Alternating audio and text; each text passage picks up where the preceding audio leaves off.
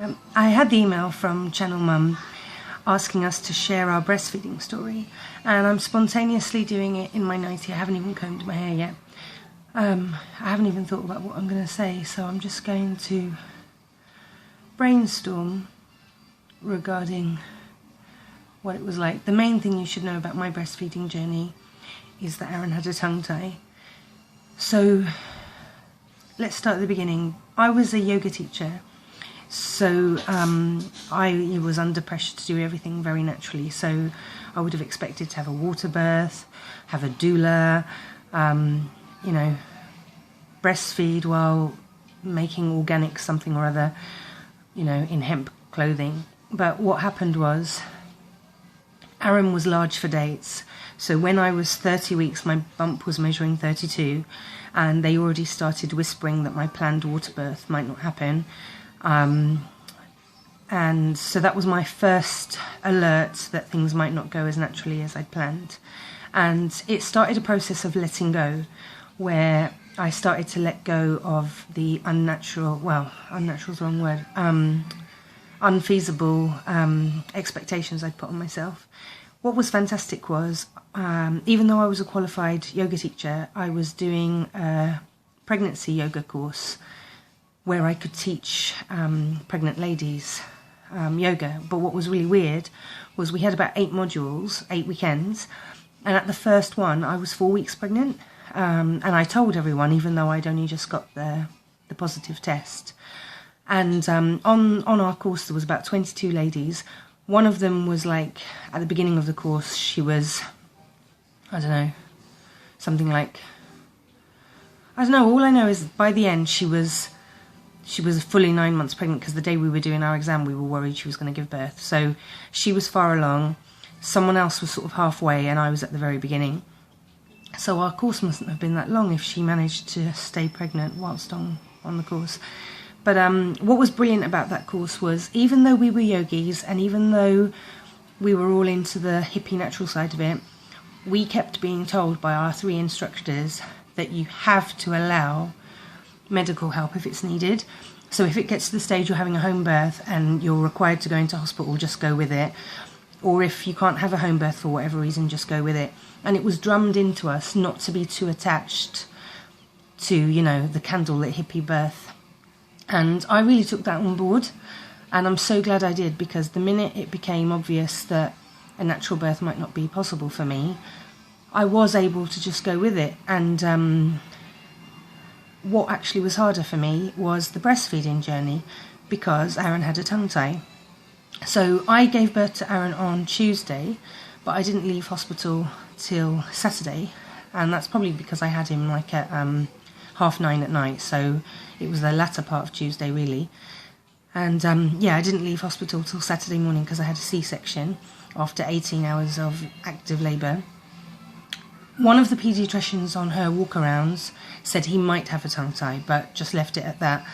And because we breastfed a little bit in hospital, they did discharge us. Now, what happened was, they make you opt for either bottle or breast, and they say you have to fully establish bottle feeding or fully establish breastfeeding before they'll discharge you. And I'm so lucky that on the Saturday there was this young paediatrician. She was only in her mid-20s, newly qualified, Asian girl, and she said to me she didn't mind me combining. And I said I have to, I've got a boy who's £9.10. Oh, and the other problem I had was low milk supply. So I was explaining to the paediatrician, I said, look, I've got low milk supply, he's a hungry boy, he's £9.10. It was a hot summer, he was born in June, and if you remember 2010 summer, it was hot. You can't have a big boy with a low milk supply. Now, you can say, oh, the more they feed, the more milk you produce, but be careful when you say that, because it doesn't apply to every woman, and it certainly didn't apply to me. I used to spend hours and hours and hours and hours and hours with him at the breast. Actually, just saying that has brought it all back and made me feel tearful. I thought I could get through this video without getting tearful. But yeah, I used to spend hours with him at the breast. So if you're a bit of a militant breastfeeding mother, please don't say to people, the more they're at the breast, the more you'll produce. It is in the main true, but it's not true for every single individual, and it certainly wasn't true for me.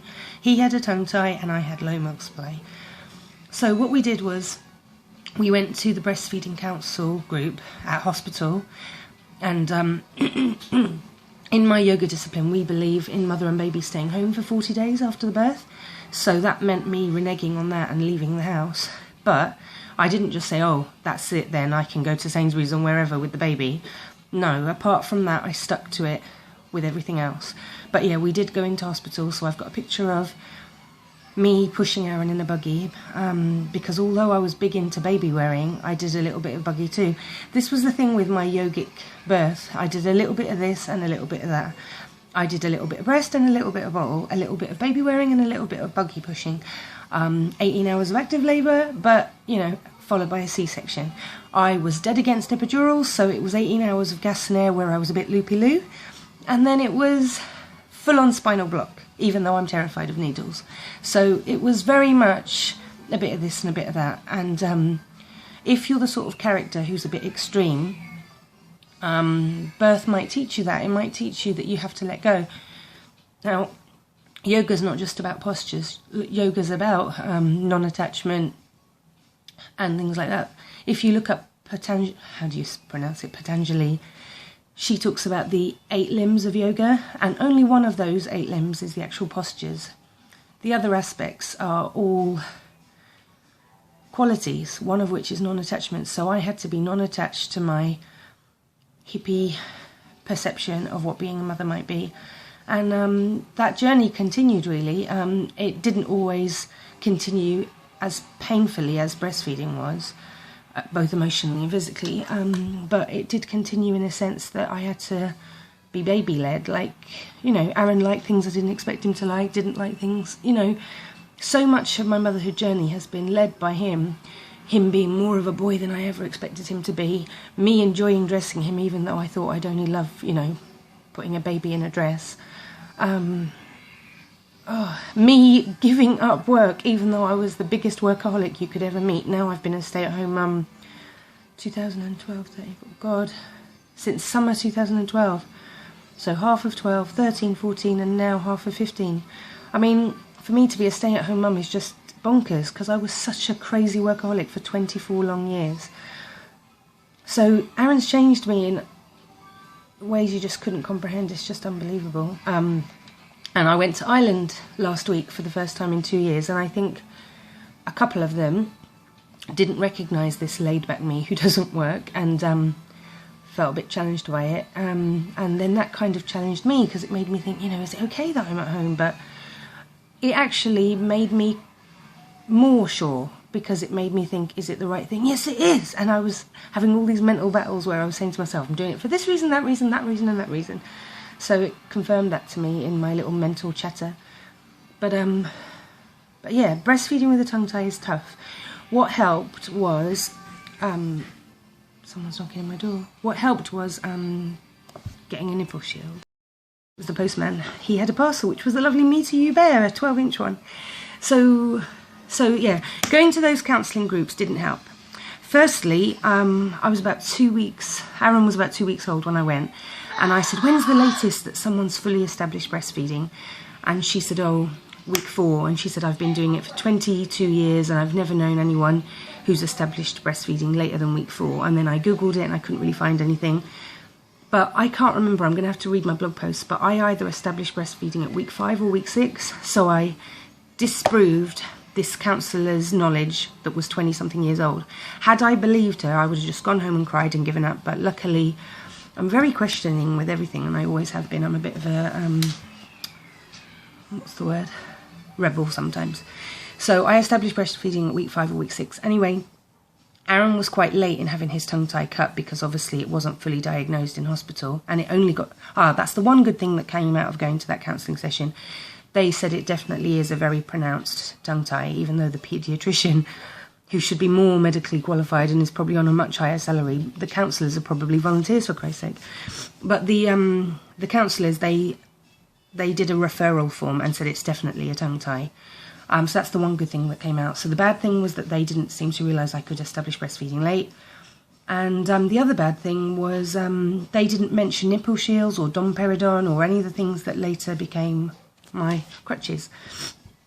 So I got my late referral for the tongue tie to be cut. I had to go all the way to South London, which was an arduous thing. And when I was there, a lady told me about nipple shields and how they can really, really, really help with tongue ties. And they would have got me through those first few weeks while I was waiting for the tongue tie to be cut.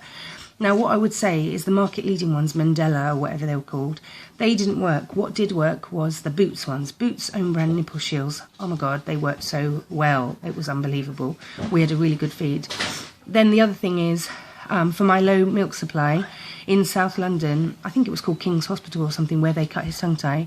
There, oh, Aaron's going. In King's Hospital, they said to me, get Domperidone. I think it's an anti-sickness tablet or something, but it has the side effect of increasing your milk supply. Oh my God, it works. It really, really works. It's a few years on now, so maybe your doctor won't prescribe it. Maybe it's not, you know, recognised anymore. Maybe it's been struck off as something that's allowed. But it really got me through. It really worked. And I ended up using it a few months later because my milk supply dropped off once again when I returned to work. And so I had to take it again. Aaron being here has made me lose my train of thought now. But the tongue tie in itself was really upsetting because I had to watch him, you know, it's here, this bit. I had to watch it be cut, and I don't even think they had anaesthetic, and then you had to put them straight on the breast to stop the bleeding. But, then the tongue tie being cut in and of itself is not enough. There's a tightness in the jaw that goes with it. So luckily I was given the right advice that I should go for cranial osteopathy, which is sometimes called sacrocranial or whatever it's called. Took Aaron to you can have ones who are just qualified in the Cranio Sacral, or you can have people who are qualified osteopaths who do it. We happen to go to a qualified osteopath. She only saw Aaron twice. She's not one of those people who pretends you need 6 appointments when you don't. This cranial osteopath, she saw you twice, and they barely touch the baby. They just sort of lie them down and they sense things with their hands, and yet they're very academic. They're like very into bones and adjustments, but yet you feel like you're with someone who's doing Reiki because they hardly touch the baby. In fact, I struggled to see her making contact. But whatever she did, oh my God, we went home that night and he breastfed straight away. Oh, and what showed that she'd made an adjustment was, even though that had been cut, the tightness in his jaw and throat meant that he couldn't do this. He couldn't get his tongue past his lip. But because of the combination of the cut plus the craniosacral, oh my God, he was able to do that. And it's like he noticed it himself, even though he's only a few weeks old. He noticed this newfound ability, so he just kept going. And you just don't understand unless you're a mum how exciting something as silly and as little as that is. Again, I feel tearful and I didn't think I would be. But the other important thing with breastfeeding is making sure that you're hydrated. So your urine should run clear, which means you're drinking enough water. Drinking enough tea and coffee is not really going to kick it. You need, you know, enough good fluids. So your urine should be running clear, and running around frazzles so you don't have lunch is not a good thing, because like my African mother-in-law says, what you eat the baby eats. And we don't think that enough in Western countries, but in what we class as, you know, developing countries, oh my God, they're so much more in tune with these natural things, and they fully well know baby ain't going to eat if mummy doesn't eat.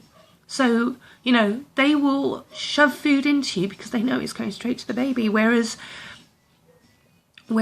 in the UK, like, I could be with my mum or my husband and they wouldn't necessarily know it was important for me to have lunch.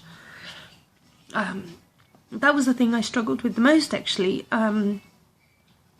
was, you know, it was hard to fit lunch in because where I was doing combination feeding, Aaron was always on my knee.